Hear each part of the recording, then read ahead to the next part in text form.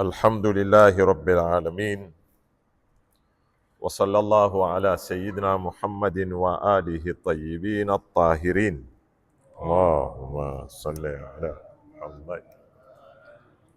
اللهم أدخل على أهل القبور السرور، اللهم أغني كل فقير، اللهم أشبع كل جائع، اللهم اكسو كل عريان، اللهم اقضي دين كل مدين، اللهم فرج عن كل مكروب، اللهم رد كل غريب، اللهم فك كل أسير، اللهم أصلح كل فاسد من أمور المسلمين، اللهم اشفي كل مريض، اللهم سد فقرنا بغناك، اللهم غير سوء حالنا بحسن حالك، اللهم اقضي عنا الدين وأغننا من الفقر إنك على كل شيء قدير.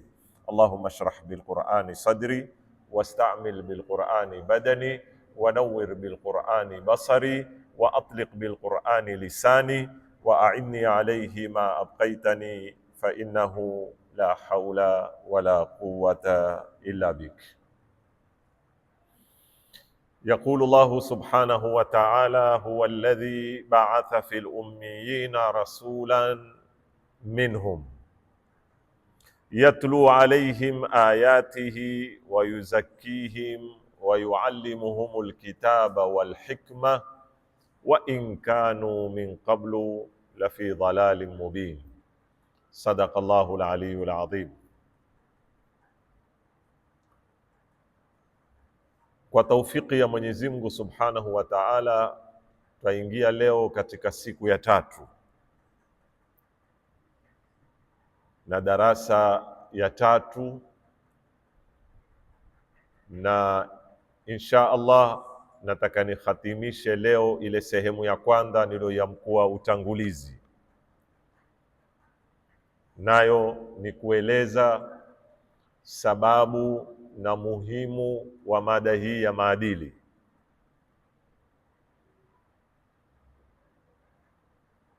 Katika darsa mbili zilizopita nimejaribu kutilia mkazo sana fikra mbili.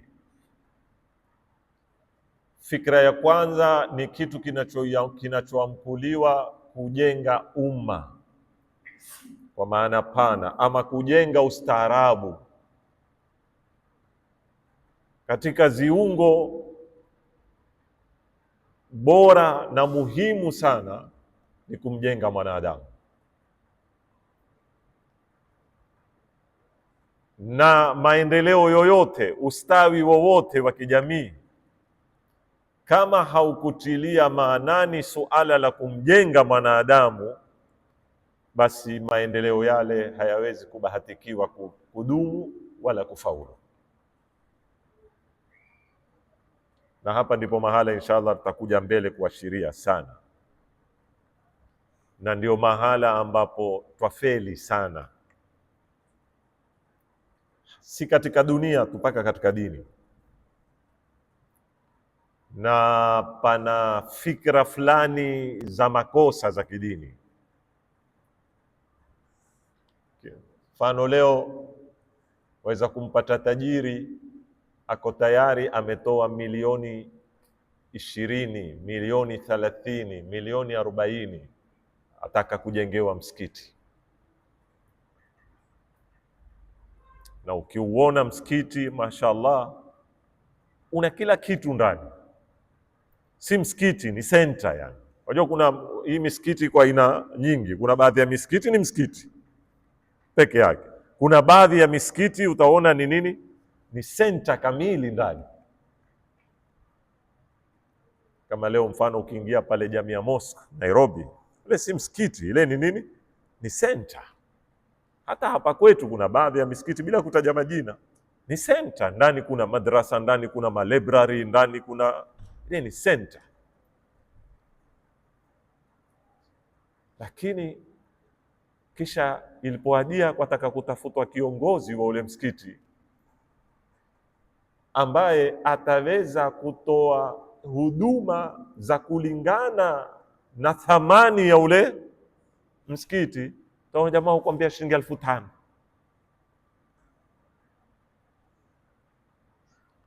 Na ukijaribu kuuliza utaambiwa haya mambo fi sabilillahi bwana. Hizi fikra za makosa. Sasa kwa nini basi ikiwa fi sabilillahi na ule msikiti si ujenge kwa zigogo za mitende tu na makuti? Si muhimu nkusali? Kwani sasa yao kukiwa na hili zulia, kukiwa na biswati, kwani swala haitokuwa? Kwani sasa yao ikiwa msikiti umejengwa kwa milioni 30 na ikiwa msikiti umejengwa kwa milioni 3, kwani swala haiswi? Waila msikiti wa kwanza wa Mtume sallallahu alaihi wa sallam nafikiri ukitiwa thamani haufiki hata 200,000. Ilikuwa zigogo za mitende na nini na makuti na nini ya kukusanya.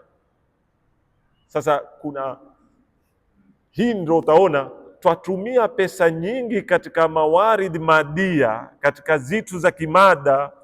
Sikatai, ni vizuri na nashajiisha tuwe na senta za kisasa, lakini ikiadia mahala pa kumjenga mwanadamu wa kuendesha lile jambo, sisi Tabana, angalieni leo mambo ya ugatuzi, ingawa mimi pia siyaungi mkono, yametusa mipaka. Leo mgao sisi sijui sasa hivi tumefika ngapi, tumefika 4 bilioni sijui ni ngapi zinaokuja kwa Lamu County, sio? Lakini hebu fuatilia, waulize zile senti zinazokuja, asilimia ngapi ni mishahara na asilimia ngapi ni maendeleo?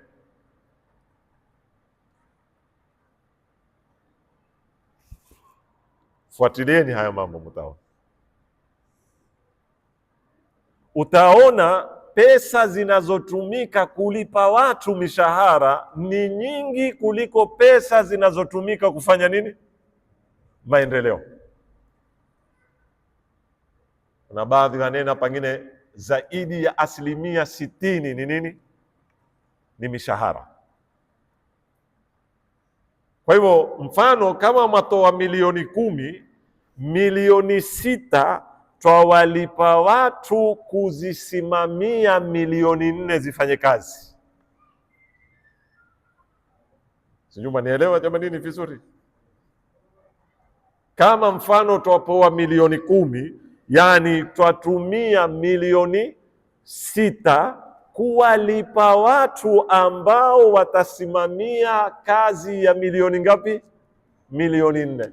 Wewe walipa 5,000 kumlipa mtu ambaye atasimamia kazi ya milioni 30.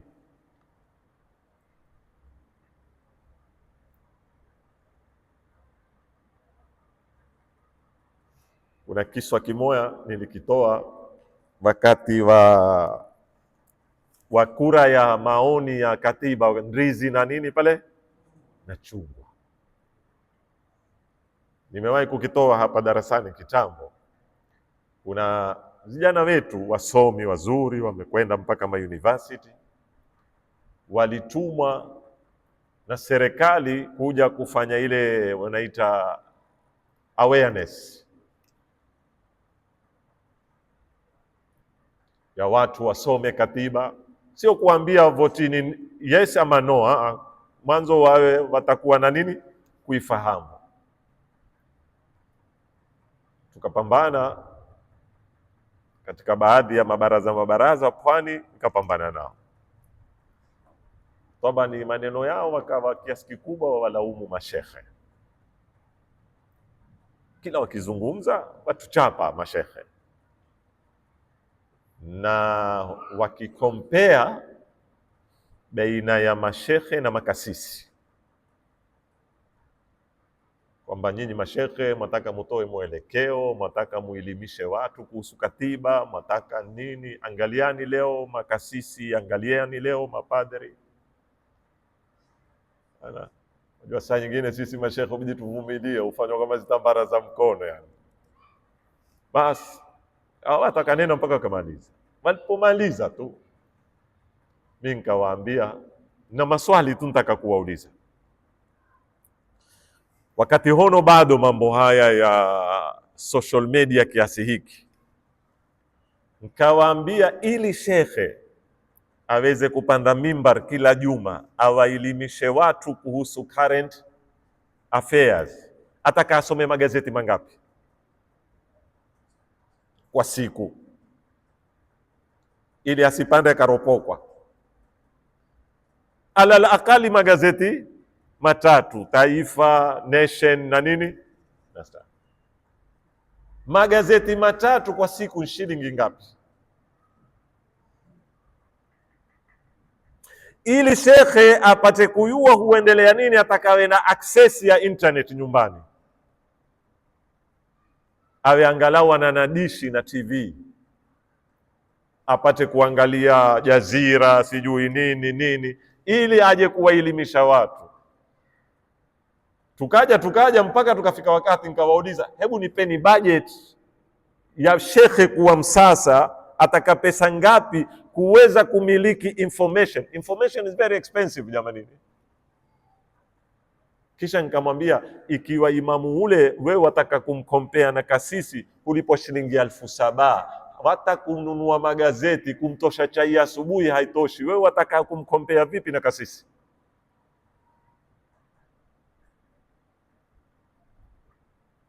Nenda makanisani leo mkawaangalie viongozi, sio yeye ana full office, ana sekretari, ana driver. Lao ataka kuandikiwa kitu yeye kutoa order, ana ofisi mzima imemfuata yeye ofisi. Vipi wewe utamtaka huyu mtu mpaka kiazi cha sokoni ende mwenyewe umfananishe na hoyo? Wajua, ukitaka huduma usizitaje tu huduma, taja na gharama za huduma. Leo wewe uketi, mtu atakwambia tu mashekhe mtaka muamke kumeingia AI. Ni mashekhe wangapi waweza kumanage bundles za kila siku kuketi kwenye mitandao? Ikiwa mshahara wake shilingi 10,000, namfikirie huyo ana nyumba, ana na mke, ana na vijana, priority yake iko kwenye internet. Sijui mmenielewa jamani, ni vizuri sana. So katika kuleta maendeleo, kama na siko kwenye kunena tutoe malaki ya senti, pia nisifahamike makosa, lakini hatuwezi kujenga zituo tukatarajia zituo zile zitatoa huduma kwa standard ya zile zituo kwa kungoja kupeka sadaka.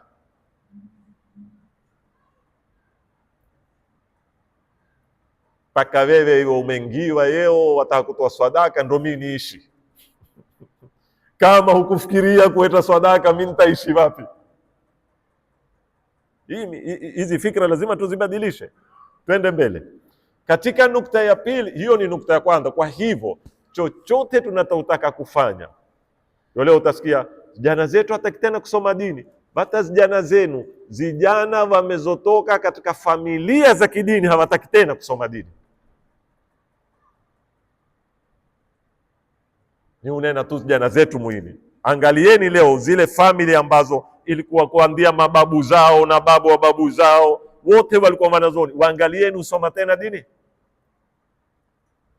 Kwa sababu kijana leo wewe ukimwambia ndo huku kwetu akwambia, baba mimi sitaki kuishi kwa sadaka.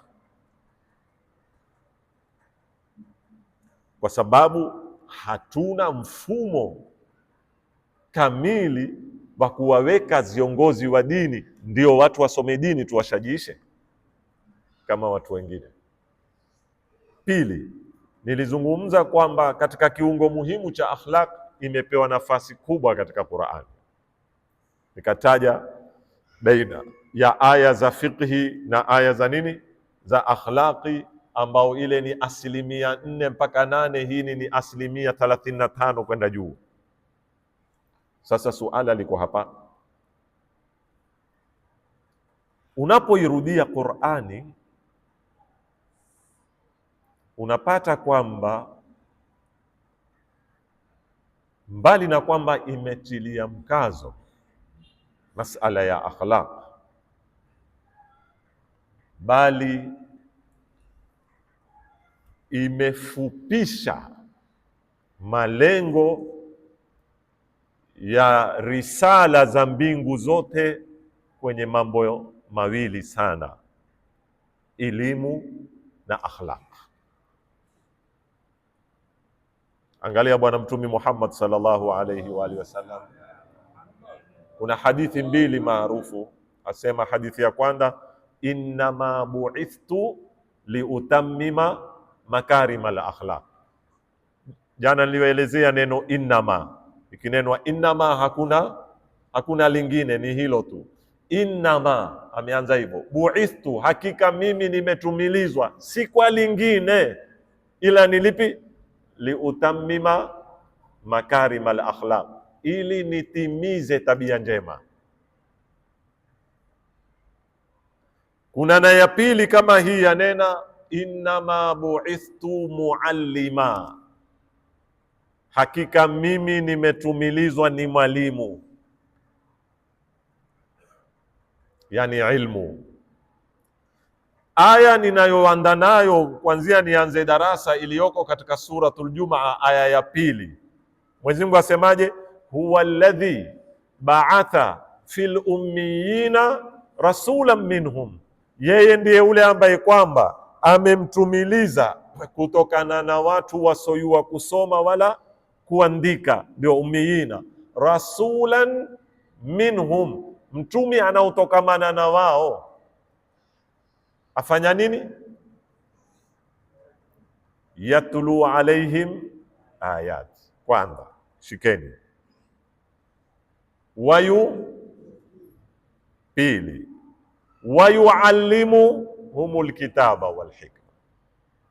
Yani lau twataka kuzungumza plani kamili ya kuwaondosha watu kwenye ujinga, kwenye upumbavu, kwenye upotevu, kuwapeka kwenye mwangaza na mwamko, plani yajengwa kwenye misingi mitatu. Hawa umma hawa watu wa Maka na Waarabuni, isome mwisho aya nena, walikuwa katika dhalalin mubin. Ataka kuwatoa mtumi katika dhalalin mubin, kuwaleta katika mwangaza. Zombo alopewa na Mungu kuzitumia ili awaondoshe kwenye giza awalete kwenye mwangaza ni zombo zitatu. Kwanza, wafungamanishe na Qur'ani. Kwanza, na nikinena wafungamanishe na Qur'ani sijazungumza elimu. Hapa pale watu wengi wana maswali mingi huuliza kwamba ustadhi, mimi huisoma Qur'ani sifahamu kamwe, sasa ina maana gani? Inayo maana, inayo maana.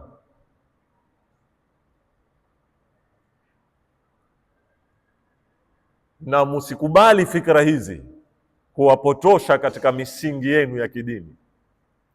Naam, aelewao ana thawabu zaidi, lakini haimaanishi kama huelewi chochote kwenye Qur'ani wewe ni kama kasuku. Si kasuku, si kasuku. Na nitawapa dalili za kuonesha. Ni wangapi katika nyinyi mulao dawa musoelewa kamwe jina lake lile dawa na huwapoza? Ni wangapi katika nyinyi mulao dawa hamujawahipo kusoma ile karatasi ya maelezo ndani ya dawa, hata mkaisoma hamuyui kamwe, lakini mkila huwapoza ama hiwapozi? Mapoa. Kwa nini hutaki kuamini Qur'ani yaweza kukupoza hata kama huielewi? Naam, alosoma akajua dawa hutumiwa vipi, atazitumia kiuzuri na zitafanya kazi uzuri, kwa sababu atalinda mipaka ya zile dawa. Lakini haimaanishi asoyua ina la dawa akipoa haimtuzi.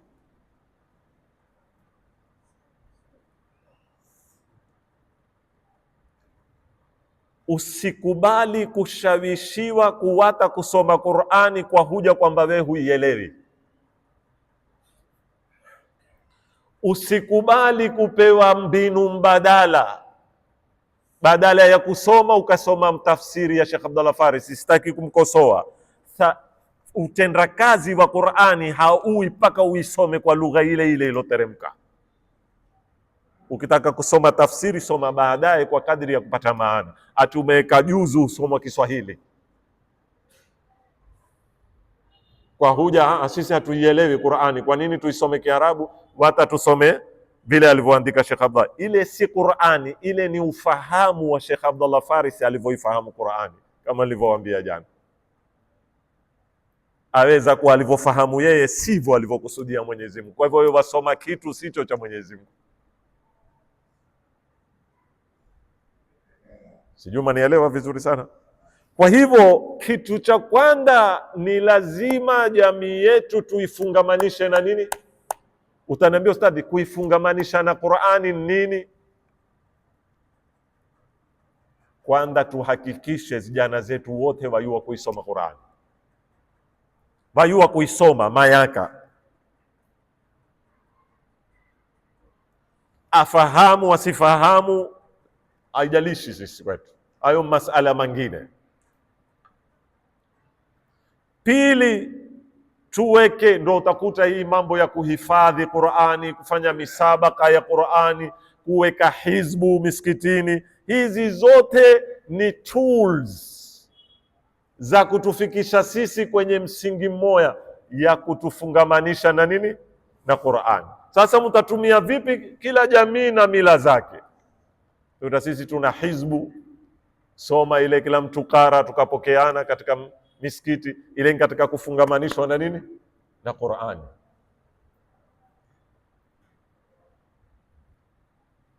Manielewa vizuri, sio mada yangu wewe.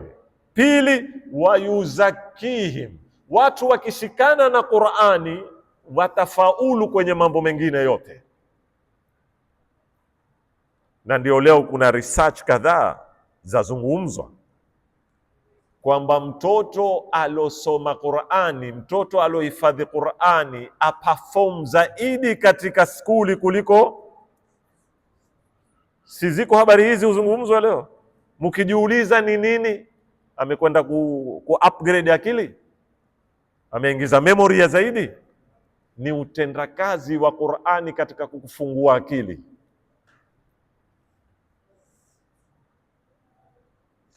Leo pronunciation ya mtu yoyote alosoma Qur'ani na tajwidi vizuri, wakati akitaka kutamka lugha nyingine yoyote anakuwa mwepesi zaidi wa kupronounce,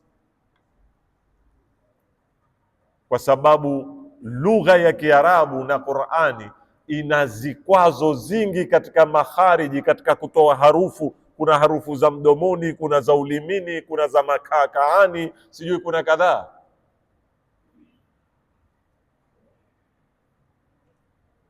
Watu huona ni Kiswahili tu kwamba harufu moja hutamkwa mara kadhaa, kama kuna kaa la moto, kuna kaa keti, kuna kaa ule wa pwani, sio? Na kwenye lugha ya Qur'ani pia ziko huitwa tafkhimun wa tarqiqun katika ilmu tajwidi. Usinene bismillahir rahmani, si rahmani bwana, ni rahmani, ni kwa tarkhim, ile utamkwa ra, si ra. Kuna tofauti baina ya ra na ra, na kuna mahali pakiwa na re husoma ra, na kuna mahali pakiwa na re husoma nini? Ra. Ina kama kutiliwa wao kidogo. Na vile vile mkienda kwenye ahkamu tajwidi utasikia kuna ahkamu tarqiq na ahkamu tafkhim. Tafkhim ni kuivimbisha harufu, tarqiq ni kuikondesha kwa lugha za Kiswahili, kuitoa nyembamba. Yatlu alaihim ayat. Kwa hivyo msingi wa kwanza ni kuwafungamanisha watu na Qur'ani. Msingi wa pili ni kuwajenga watu akhlaq, wayuzakihim. Msingi wa tatu, wayuallimuhumul kitab.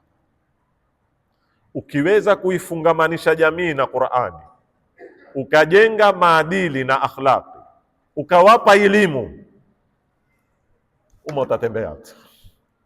Zingine zitakuja zenyewe, sijui kutagua kiongozi bora, sijui siasa bora, sijui uchumi bora, sijui ardhi zitalindwa ama hazilindwi. Hizo zitakuja zenyewe. Kama ule bwana alipoambiwa tukikosa jeshi na chakula tufanye nini, akanena akhlaq. Akasema wataishi vipi watu kwa akhlaq bila chakula? Akasema ikiwa wana akhlaqi kweli watakizengea chakula ama wakizengea. Kwa hivyo ikiwa watu wana akhlaqi kweli watazengea kiongozi ama hawazengei? Watazengea. Bora wawe na akhlaqi kweli. Wewe ushawahi kuona semina ya kuambia watu muhimu wa kula? Shawahi kuziona semina hizi? Kuna ushajishana, si kila mtu aelewa ukitoltia chakula tumbo utakufa. Ashafahamu hilo. Hata kisemina huenda mwenyewe kukizengea chakula. Je, amefahamu pia kama dharura ya chakula kwenye tumbo lake, amefahamu dharura ya kiongozi kwenye jamii yake? Mtukue mtu mwambie nitakupa shilingi 200, keti siku 3 usile, atazitukua? Mwambie nitakupa 200, 500, lakini nitaka siku 3 usile usinwe, atakubali? Atakwambia lakini bwana sisi maskini bwana, tutatukua hizi 500. Hapo hatokumbuka yeye maskini, wala hatokumbuka adaiwa fizi, wala hatokumbuka chochote, kwa sababu yeye ajua kutotia chakula kwenye matumbo yake ni mwisho wa nini? Wa maisha yake. Lakini kwa nini amekubali kutukua 500 kuzanya nafasi ya uongozi kwenye jamii yake? Kwamba hajatambua kwamba ni muhimu. Hajatambua. Kwa nini hajatambua? Hajawa na maadili ya kiubinadamu wa kisawasawa wa kutambua lile. Atakapokuwa na maadili atalizengea kama anavyozengea chakula. Wa yuallimuhumul kitaba wal hikma. Na hizi aya ziko nyingi. Hizi zimezokuya wa yuallimul kitaba wa yuzakkihim, ziko nyingi. Kwa mfano kuna hii ya suratul Juma ambayo umesoma mimi. Kuna nyingine iko suratul Baqara 151, inanena kama arsalna fikum rasulan minkum yatlu alaykum ayatina wa yuzakkikum wa yuallimukumul kitaba. Pia ametaja mambo mangapi? 3: Qur'ani, tazkia na elimu. Pia utaipata katika suratu Ali Imrani aya 164, laqad manna Allahu ala almu'minina idh ba'atha fihim rasulan min anfusihim yatlu alayhim ayati wa yuzakkihim wa yuallimuhumul kitaba wal hikma. Sawa? Isipokuwa aya moja tu, na hapa pana faida ya kielimu na faida ya kimaisha.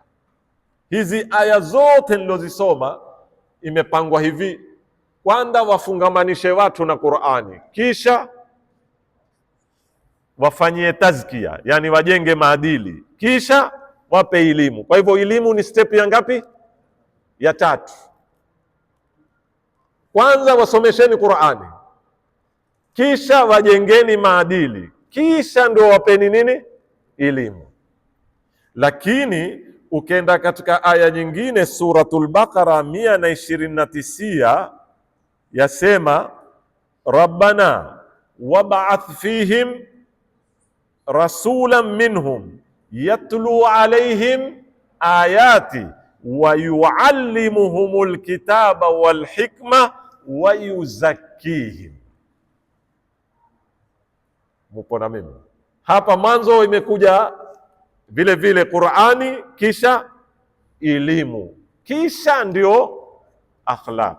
Sasa kuna suala katika mwenendo wa kuamsha jamii, kipi tukitangulize? Tuanze maadili na akhlaqi kisha elimu, ama tuanze elimu kisha nini? Maadili. Na hili ni suala leo katika filosofi za Kiislamu na katika malezi ya Kiislamu zimeleta fujo sana. Kuna manhaj tofauti. Kuna kisa kimoja amenitolea Sheikh Abdullah, si mara moja si mara mbili, amekirudia sana kisa hiki. Anaambia alipopelekwa Zanzibar na wakoloni, wamemaliza sijui ni class 6 ni class 7, wakawapeleka Zanzibar kusoma kwenye ile college kule ya walimu. Alikuweko yeye, alikuweko marhum Al-Muawi. Sasa alipokwenda kule, yeye tayari ana interest ya kusoma dini, akamuuliza shekhe wake hapa kule, nikaenda nimfuate nani, akapewa jina katika hawa kina Bismate ya. Alipokwenda akamwambia sawa, tutasoma saa ngapi? Mathalan baada al-maghrib, zamani soma dini msikitini, hakuna madrasa. Kwenda zake college, akitoka huja akija anaambia mimi nimekuja na kasi za college na nini, natarajia ndio kusomeshwa usulul fiqhi, ndio kusomeshwa balagha, sio ndio kusomeshwa hizo ya. Tukiingia tumeanza kitabu cha kwanza cha tasawuf, tumesoma zile zamani zitabu zitoto Tahlimul Mutaallim, sijui kimaliza tumeingia cha pili, sijui Bidayatul Hidayah, kile mukhtasari wa Imam Ghazali ile, sijui kadhaa, kitabu cha pili, kitabu cha tatu, husoma tasawuf tu. Mpaka yeye akaanza kumtia wasiwasi, wajua ubarobaro ushekhe, hakuna yuwalo, ni hizi tu ama vipi? Neno vipi huyu? Akataradhilia kwamba nimekuja hapa natarajia nitasomeshwa nahwu, balagha, sarfa, hizo ndo elimu. Kiniona umeona tasawuf, umenena sawa, pengine kitabu cha kwanza, cha pili tasawuf, cha tatu tasawuf, twendao tu, umri upita tu. Ule akamwambia, wewe wataka kusoma kwangu ama wataka kunifundisha wewe namna kukusomesha? Mimi nitakusoma, basi wewe nifuata vile nitakavyo. Kama unajua mambo ya kizamani. Sasa shekhe ameweza kunena. Sasa hii ni madrasa. Hii ni madrasa wakwambia, usimpe mtu elimu kabla hujamjenga kimaadili kisawasawa, kabla hujamjenga kimalezi kisawasawa, kabla hujamfundisha adabu za kuwa na elimu, adabu za kuitumia elimu. Na hawa wasema, angalia hii aya imenena wayuzakihim kwanza, kisha wayuallimuhumul kitaba. Ukiwaambia lakini unana hii imezonena wayuallimu mando, wasema mando hiyo mmoja, nyingine zote zimeanza na nini? Na akhlaq. Hiyo imezoanza na elimu ni moja peke yake kwanza. Kwa hivyo tuangalie nyingi ni zipi. Pili, hiyo iloanza na elimu ni ya kutoka kwa Mungu, si ya kutoka kwetu. Angaliani vizuri mkipata nafasi.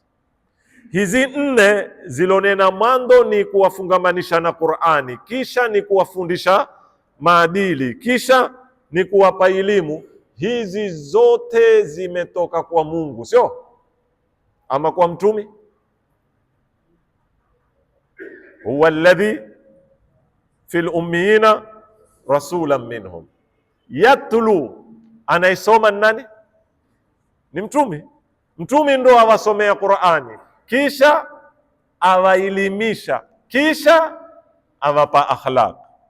Lakini hii ambayo ameomba Mungu, Ibrahim ameomba na amwambia Rabbana, e Mola, wab'ath fihim, wewe watumilizie. Kwa kutoka kwa Mungu mwanzo atakupa maadili, kisha akupe nini? Elimu. Kwa kutoka kwako kwanza utaizengea elimu, kisha upate nini? Maadili.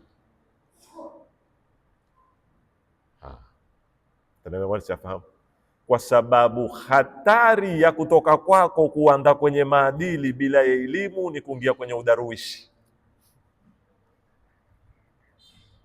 Sijui umenielewa vizuri sana. Hatari ya kuanza kwenye akhlaqi peke yake bila ya nini?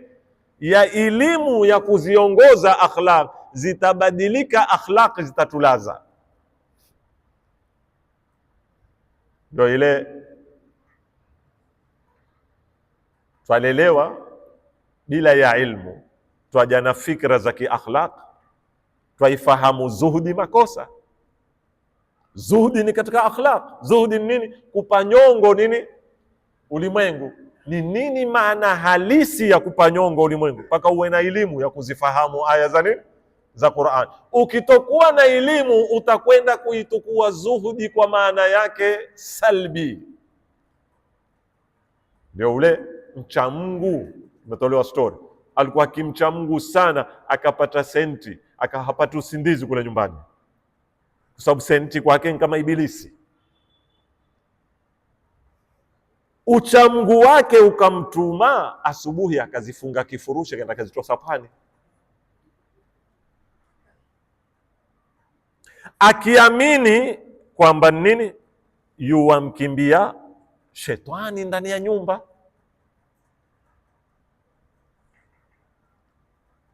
Na kwamba kuwa na senti katika hii dunia ni kuwa muovu wewe, na kutaka kuwa walii katika hii dunia kuwa maskini, huna peni mfukoni. Sasa akhlaqi zikitoongozwa na elimu ya kisawasawa nyuma, zitabadilika, zitakuwa ni nini? Ni sindano za ganzi za kulaza watu. Angekuwa amesoma ule, angejua kwamba hata kama pesa ni ya ibilisi ndani ya nyumba, kwa nini nkazitose pwani na kuna mayatima hawayala?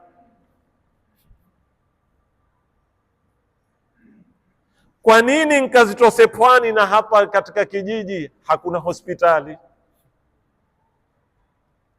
Kwa nini nkazitose pwani na hapa katika kijiji hakuna madrasa? Ona, akhlaq zikitoongozwa na elimu zitatupeka makosa. Sasa mitumi wakifanya kazi wao mwanzo huhakikisha kuwapa watu nini? Elimu, ikifuatiliwa na nini? Na akhlaq. Lakini Mwenyezi Mungu ndio anaotoa akhlaq, ikija kwake yeye huanza akhlaq. Sitaki niende zaidi ya hapo, na mwisho nitakuja kubainisha huko mbele. Leo nataka nihatimishe huu utangulizi. Kwa hivyo Qur'ani imefanya suala la kujenga maadili ni katika misingi mitatu muhimu ya kuwatoa watu katika giza na kuwapeka watu katika mwangaza. Mwisho, katika sababu za kimsingi ambazo zaipa mada hii ya akhlaqi nafasi katika maisha yetu ni kwamba tuko Ramadhani, twaizungumza mwezi wa Ramadhani. Wajua, mwaka jana niliwaambia maudhui muhimu ni yale maudhui yanayozungumzwa katika wakati wake. Mfano, sasa hivi ukiketi msikitini ukazungumza ahkami za saum, wazungumza mahala pake. Ikisikilia mfungo pili ukaanza kuzungumza hukumu za haji, umeizungumza maudhui mahala pake. Mtu amepeka posa, ataka kuoa, baada ya miezi miwili mitatu ukamwekea darasa ya kumfundisha hukumu za nini? Za ndoa, yeye na mwanamke, umeyapeka maudhui mahala pake. Na katika siku za akhlaqi muhimu ni siku za Ramadhani.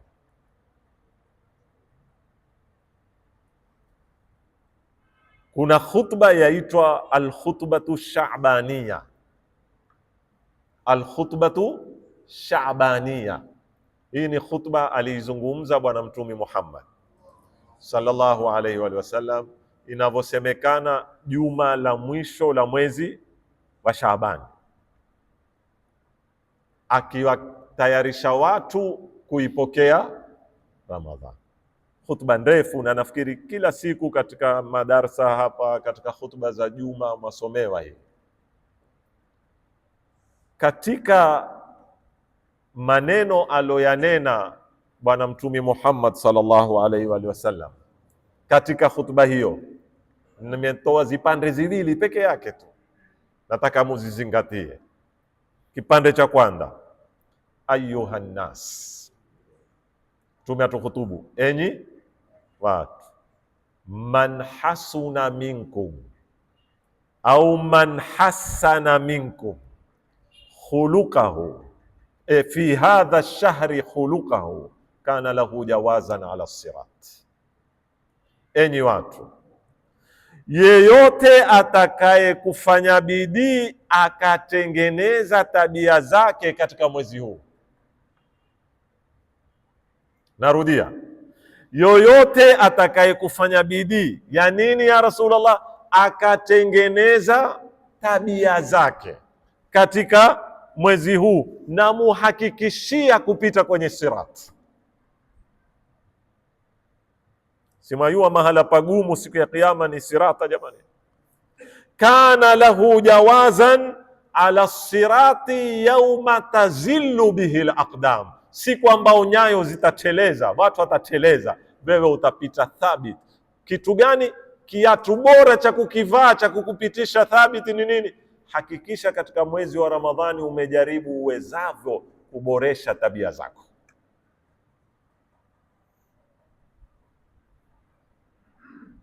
Sawa jamanini mpaka hapa? Kisha aendelea katika maneno yake, anena waman akrama fihi yatiman, mtu atakaye kuhakikisha katika mwezi huu amemkirimu yatima, amemfurahisha yatima hata kama ni kidogo, akramahu Allahu yauma yalqa, Mwenyezi Mungu atakukirimu siku mtakapokutana. Waman wasala fihi rahimahu, mtu katika mwezi huu atafanya bidii kuunga uzao wake. Nazungumza akhlaqi jamanini hapa, sizungumzi ibada. Kuunga uzao, kusaidia yatima, hizi zote ni akhlaq. Mtu atakaye kuunga uzao, una shangazi yako, una mjombako, sijui una babu yako, sijui una mkweo, hizi zote ni rahim. Ukahakikisha utaunga uzao, hata kama ni kupigia simu, wassalamu alaikum, Ramadhani mubarak, anti nimekupigia simu, Ramadhani imeingia. Bwana zuoni wanena simu pia ni katika aina ya kuunga uzao. Naweza kuniambia lakini sisi tuna jamaa zetu wako Ulaya, kuna jamaa zetu wako Nairobi. Message pia ni katika aina ya mawasiliano, kwa hivyo ni sampuli ya kuunga uzao. Waweza kumtembelea, nenda kamtembelee. Huwezi kumtembelea, mpigie simu, mwambie tumekupigia simu kwa sababu ya Ramadhani, kukutakia Ramadhani na kukukumbuka kama shangazi yangu, kama amati yangu. Ni ibada wewe umeifanya katika mwezi wa Ramadhani, umeunga uzao wao. Faida yake nini? Mwenyezi Mungu akwambia waman wasala fihi rahimahu wasalahu Allahu birahmatihi yauma yalqa, na Mungu atakuunga siku hiyo kwa rehema zake. Waman qataa fihi rahimahu, na katika mwezi wa Ramadhani mtu atakaye kukata kizazi chake, qataa Allahu anhu rahmatahu, na Mwenyezi Mungu atakata rehema zake siku ya Kiyama.